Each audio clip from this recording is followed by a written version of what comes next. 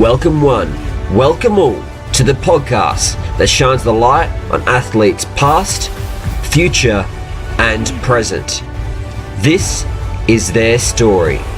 This is 2020 Vision. Hello and welcome to episode 16 of 2020 Vision. On this week's episode, we speak to Dane Bird-Smith. We focus on his career so far as an athlete, a race walker in fact. Dane has had an amazing career, and it all started from the fact that he got himself in trouble and was asked to achieve something that he didn't think he could. This man is an inspiration to not only myself, but others.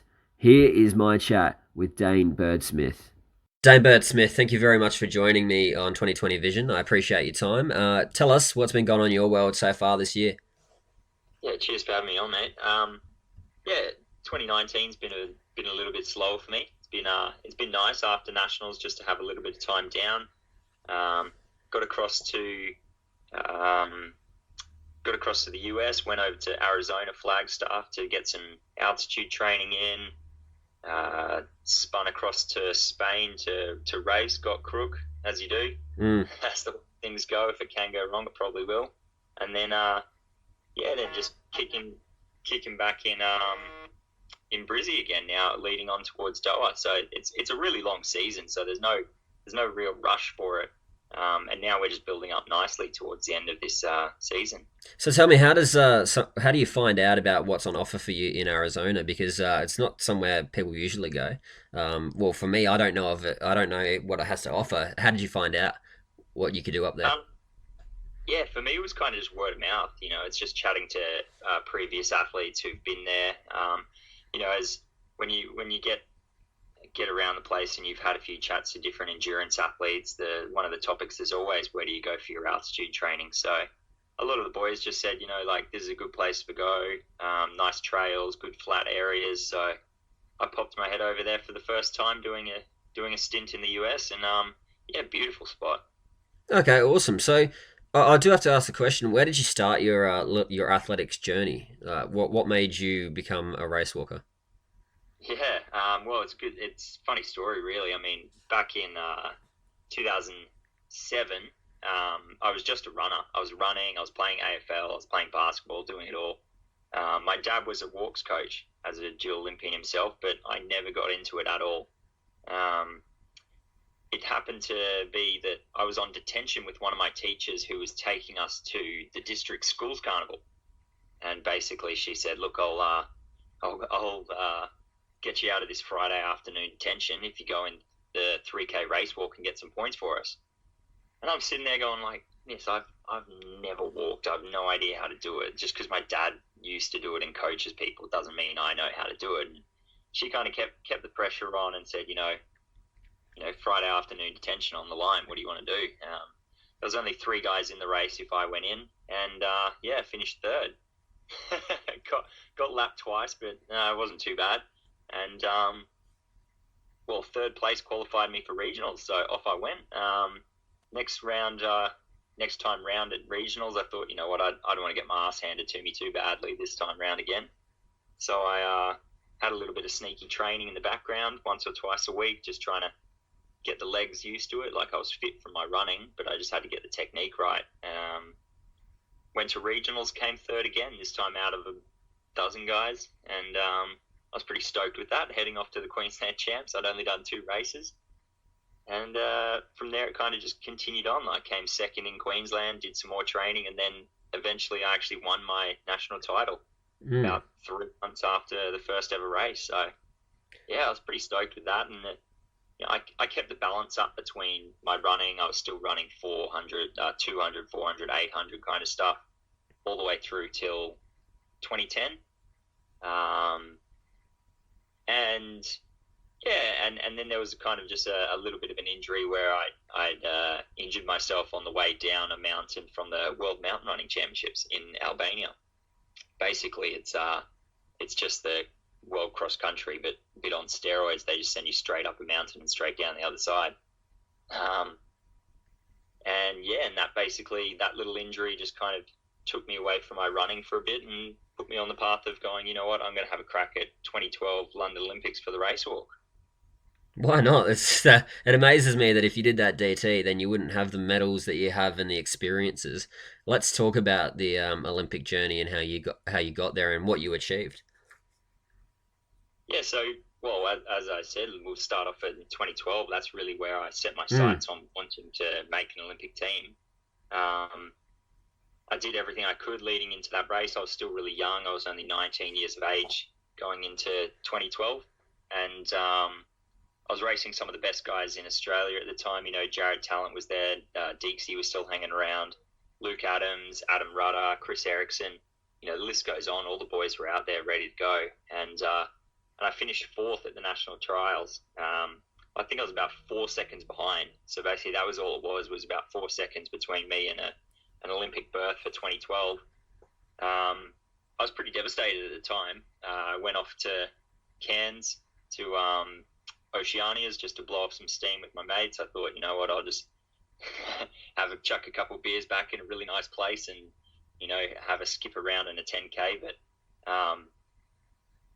yeah, it just kind of clicked at that point, and I went, you know what, I came back and I was talking to Dad, and I was going, you know, next time we go to an Olympics, 2016, I don't just want to make the team. I don't want to be one of these guys who's, you know, the goal is just to get there.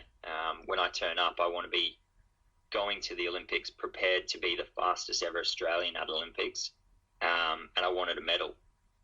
And basically 4 years later, you know, we put the plan down. We said, okay, I've got to walk at least a 1:19:40 to be the quickest Australian, and a 1:19:40 will get me nearabouts to the medals. 4 years later, and I dropped a 1:19:36, and the rest is history. Sitting Mm. there with a bronze medal, and I was absolutely stoked. You know, debut Olympics and come away with a lifelong dream is just totally unbelievable. Well, I have to thank you personally, mate, actually, because coming off of that bronze medal, and I stayed up and I watched you do that. I went off next year and I achieved something I didn't think I could, and I gold medaled at my state champs. And that's because I saw someone same age we are, and it's just amazed me the fact that you could do what you did. And then I'm going to go to 2018 if we can, Gold Coast, for you to do what you Yep. did on home turf. Just amazed me as well with the bird crossing the line. I was standing in front of the TV doing it with you, mate. And look, explain the race to me and how you felt. Yeah. Look, 2018 obviously was coming off the back of Rio. You know, the whole journey getting to Commonwealth Games was what I'm most proudest of. Really, the moments crossing the line were great, but for me, obviously, I went through a really, really rough patch coming off the back of Rio. I went through, battled depression, got to the point where I was basically ready to kill myself and drop and just jump off the world, and then somehow managed to just keep clawing my way forward. And you know, and it was all thanks to the support that I had around me, that I was able to just keep on pushing forward. 2017, I was actually named Male Athlete of the Year, but in Mm. my own head, I was nowhere there. So leading into Commonwealth Games, you know, I was stepping up to the start line, and I was still a head full of doubt, wondering about whether I could do it. You know, the voices in my head telling me you're not good enough to be there. What's the point? All this kind of rubbish, and it just you know, as we were getting onto the start line, it just pissed me off so much. You know, I had a game plan that I was talking with Dad, and we would just be sit back and watch the race and try and whatever happens, and just work from behind and try and come over the top if possible. But I was just so pissed off in the moment, and know that I wasn't in control of my own kind of fate or destiny. You know, it sounds kind of cheesy in a way, but I just wanted to be able to own my own decisions, and not have this kind of doubt hanging over me. So what I did was basically, as the gun went, I went, this is my hometown, this is my Com Games. If you guys want to go for a gold medal, you're gonna be in for a bloody tough run. So I just basically took the pace from the start and laid it down. Every lap that we closed in towards the finish line, you know, the crowd was getting louder and louder and louder, and I was ducking my head down, you know, trying to just concentrate, trying to not get too caught up in it too early. I knew where I was going to make my move on that final corner, because the roar was just unreal. And in that last turn, as we came round, you know, Tom had a meter on me.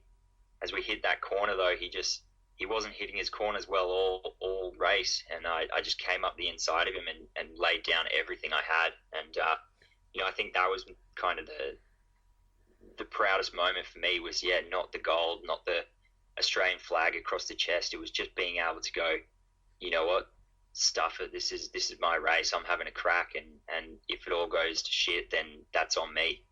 And the way it panned out was just a fairy tale, really. But what I'm most happy about is just going out to take back my own head, kind of thing. I personally was amazed by when you hit that pavement and went in front of Tom. How generally quick you went. Like, being a race walker myself, I couldn't expect for somebody to actually find that in the last moments of a race. Do you mind if we speak about the battle that you had in a positive light? I'd like to know how you eventually got over what you did, because you said there you were almost going to end it. What brought you back to sanity, in a sense?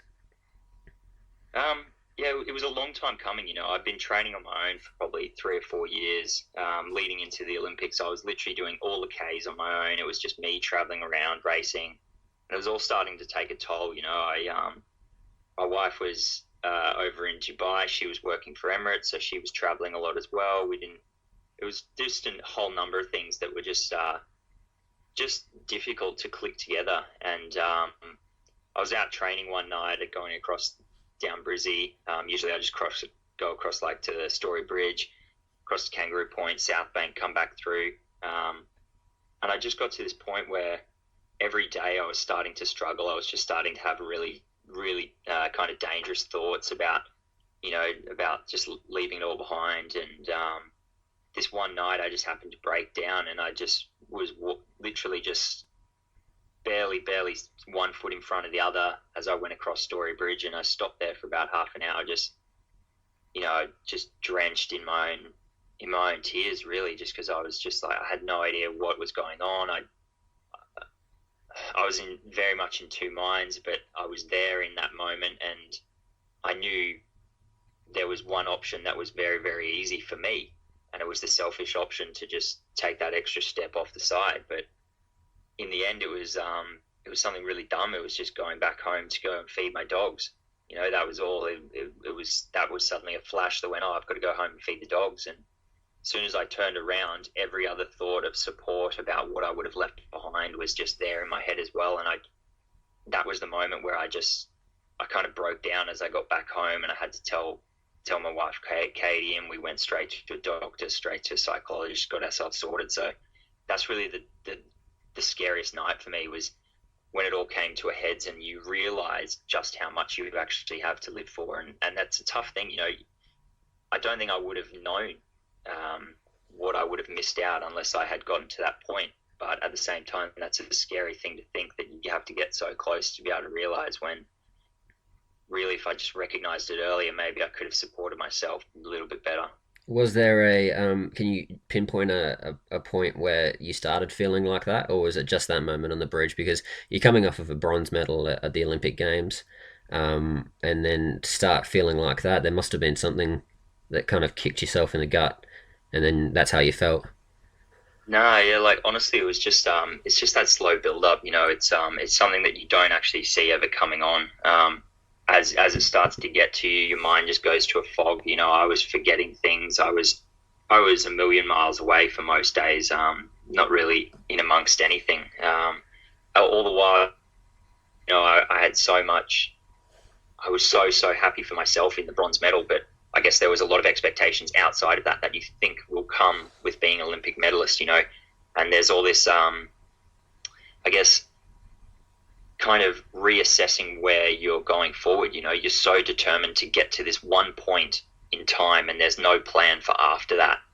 And as soon as you get past that point and you achieve what you wanted, you kind of have to go, all right, how do I push on to the next thing? And I guess I had not really thought about that at all. And it just started taking its toll on me. It wasn't directly about the sport. It wasn't directly about being away from friends and family. It's just one of those things, depression is mental health, it just doesn't discriminate. There's nothing to say why one person gets it and why one person doesn't, and that's the scariest thing. It could literally affect the happiest person in the world or the saddest person in the world. There's just no telling when these kinds of things will pick up, but recognizing the signs and then getting the support for it is what is most important. So you spoke to Katie, your wife, which we'll talk about later, and how much she means to you. What then? So you then went and saw the doctors and everything. How long did it take for you to end up feeling yourself again? Oh, really? It really wasn't up back until I had a lot of sessions where I was learning about myself, my own expectations, getting a bit more compassionate with myself, which is hard to do as an Olympian. You expect the absolute best of yourself all the time. But it really wasn't until that race in Commonwealth Games where I really turned a point and went, this is it. I'm drawing a line in the sand right here, right now. This will not bring me down any further. I know what I want. I'm working forwards. I'm enjoying what I'm doing. And that was it. That was the turning point for me. Let's go on to Katie and speak positives. So tell us about how you met and what she means to you now. Yeah, well, she was actually up at the in 2012 we met. She was actually up at Oceania. She was from the UK. She was traveling through, and while I was up there, burning a few beers with the boys, just happened to catch my eye out of the across one of the bars, and basically just kicked up from there. So it was fantastic to meet her. She was such a, from where I was at that stage, I was having fun with my athletics, but I wasn't professionalized in it. I wasn't giving it my absolute everything. But meeting her, a lot of things changed. I really wanted to focus and had a bit more drive there. Whether it was I just wanted to try and impress her, I don't know, but yeah. But it was great. We got on straight away. She stayed in Australia for the next couple of years, and as I started traveling more, she got a job with Emirates, so she was traveling as well, which suited us both pretty good. Had a lot of fun doing that, and then and then it was about 2015. I proposed to her, and then 2017 got married, and it's been fantastic. It was we're just best friends, really. We get along so well. It's so much fun. That's just how it is. When you meet when you meet that girl or that special person for you, it's it's just good. It just brings a smile to your face. Exactly, you're not wrong. I met my girl in 2012 and married in 2018, so we're pretty much on key there, mate. And they do the world of good for you. So what's next for you? You've got World Champs coming up. Do you want to talk about how you're going preparation wise for that? Yeah, I'm. Other than getting really, really crook after that trip to Spain, literally, myself and my dad came home with swine flu, so that was a bit rubbish. But basically, I picked myself up after that, back into the heat chamber now. What have I been up to? I've dusted off 2 half marathons, one on the Gold Coast, one on the sunny coast. Popped those 2 out in about 1:24:02s, 1:24 flats. So it's pretty quick. It's on sub 4-minute pace, so I'm in good shape. Just trying to lead up to this Doha now and Doha World Champs and get that heat acclimatization happening. Going to start working on some specific speed stuff over the next 2 to 3 weeks, and it's coming up quick though. Definitely. Am I correct in saying that it's like an 11 o'clock race at night or something like that? Yeah, it's start time, gun time is 11:30 p.m. So that's going to be fun. Very interesting. You're usually asleep. Yeah. Start the race on the 4th, finish on the 5th. So something you wouldn't have done before. So after Worlds, you've done your qualifying time for Olympics. Am I correct? Yep. So all qualified up. We've obviously got naming of the team happens after Nationals in February. So it'll just be really continuing on the season. There's not going to be much break after this. It's going to be kind of just plow straight on. It's only really 8 months away after that, and it's pretty much just go time straight up. Awesome, mate. Well, we've focused on your past and your present, and what you got in the future. I've got one last question for you, and that is, what words of advice would you offer to younger athletes, and we've spoken about the mental health side, even younger males. What words of advice would you offer to them? Yeah, look, there's I think when you approach your athletics, there's got to be a good balance. I don't mean a balance between like getting, having beers and training. It's got to be a balance between enjoying your training and enjoying your downtime as well without thinking about your training.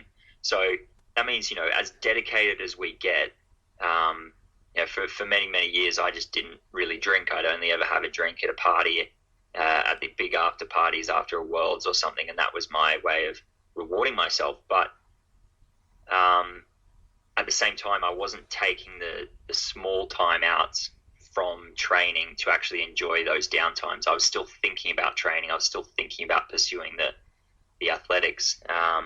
And that's hard to kind of catch yourself up on. I think you've got to have a little bit of a hobby, a little bit of something to bring yourself out of the athletics world. Just occasionally, it helps to keep the focus fresh by averting your attention every so often. But definitely just, try to keep a balance and keep an awareness of yourself. If you are ever starting to struggle or just go through rough times, chat to someone. But there's plenty of athletes out there who've all gone through this. There'll be coaches who know what to talk about, and there's nothing wrong with having to stand up and be like, look, I'm feeling a bit crap today. But it hasn't just been today. It's been like the last week. Tell someone. It's all good. No one's going to think any less of you. So, yeah. There we go. What do you do in your downtime? What's your hobby? My downtime? I've recently started getting into just watching a lot of anime stuff. So I'm into That's pretty cool. Japanese, pretty cool stuff. Like watching it subbed. So you listen in Japanese and try and figure out some words and stuff and just read the subtitles. So it's a pretty fun way to kind of learn a little bit of a language. Picked up a few things here and there, but yeah, it's good one, good fun. That's getting prepared for Tokyo to another level then. That's it. We'll be standing on the start line and I'll give them a bit of a KAKATTE, KOIYO. We'll look up the translation after. Just bring it on. All right, beautiful, mate. Thank you very much for your time. I appreciate every word said, and best of luck in your green and gold moment at Tokyo. We hopefully will see you on the top of that podium. Cheers, man. Thank you very much. Yeah, chasing the dream still, so on we go. All right. Thanks, guys. Look after yourself. There we had Dane Bird-Smith, who spoke to us about his past, present, and future. During our chat, he focused on his battle with mental health and how he overcome it. If you are needing assistance, please do call Lifeline on 13 11 14 or speak with your GP. Thank you very much for listening to episode 16 of 2020 Vision. I hope you can join me next week. Who knows who we're going to get. For more of a look at our